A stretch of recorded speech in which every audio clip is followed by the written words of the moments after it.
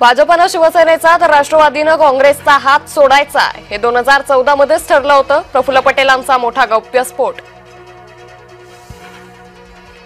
काही नेत्यांकडून खोटे आरोप करून लोकांची दिशाभूल. नाव न घेता निवडणूक आयोगाचा राहुल गांधींना टोला. अयोग्य शब्द वापरणं हा संविधानाचा अपमान नाही का? राहुल गांधींच्या टीकेवर निवडणूक आयोगाचा सवाल. आरएसएस आणि भाजप संविधान संपवण्याच्या तयारीत. बिहारमधील मतदार अधिकार यात्रेत राहुल गांधींचा आरोप.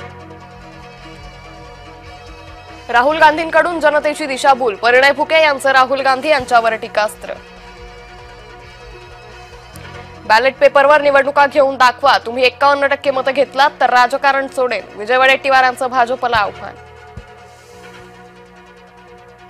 खातं बदलून काय होणार? व्यक्ती बदलली पाहिजे. मंत्री पत्ते खेळलं हे आपलं दुर्दैव. ज्येष्ठ समाजसेवक अण्णा हजारेंचा मंत्री कोकाटेंवर संताप. शेतकऱ्यांच्या नावानं अमित देशमुखांनी घरं भरली. भाजप आमदार संभाजी पाटील निलंगेकरांचा आरोप. नाशिकच्या पालकमंत्री पदावरून महायुतीत कलगीतुरा. नाशिकचं पालकमंत्री पद आम्हाला मिळालं हवं. महाजनांच्या दाव्यावर भुजबळांची प्रतिक्रिया. बेस्ट पतसंस्था आणि बेस्ट कामगार सेनेत 24 कोटींचा भ्रष्टाचार. बेस्ट पतसंस्थेचा पैसा हौसे मौजेसाठी उडवला. भाजप आमदार प्रसाद लाड यांचा थेट आरोप.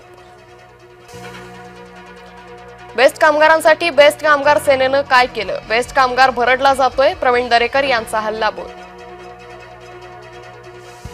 कोल्हापुरात मुख्यमंत्र्यांच्या हस्ते सर्किट बेंचचं उद्घाटन. कोल्हापूरकरांची अनेक वर्षांची प्रतीक्षा संपली.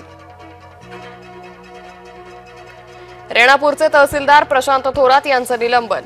तहसीलदारांच्या खुर्चीवर बसून गाणं गायल्यानं कारवाई. महसूल मंत्री बावनकुळेंकडून तहसीलदाराच्या निलंबनाचे आदेश. सोलापुरातल्या कामगारांची स्वप्नपूर्ती. मुख्यमंत्री देवेंद्र फडणवीसांच्या हस्ते चावी वाटप. अजित पवार जळगाव दौऱ्यावर. कार्यकर्त्यांकडून जोरदार बॅनरबाजी. काँग्रेसच्या प्रतिभा शिंदेंचा राष्ट्रवादीत प्रवेश. आमदार विलास भुमरे नगरपालिकेच्या अधिकाऱ्यांवर भडकले. पैठणमधील अस्वच्छतेवरून अधिकाऱ्यांना सुनावलं.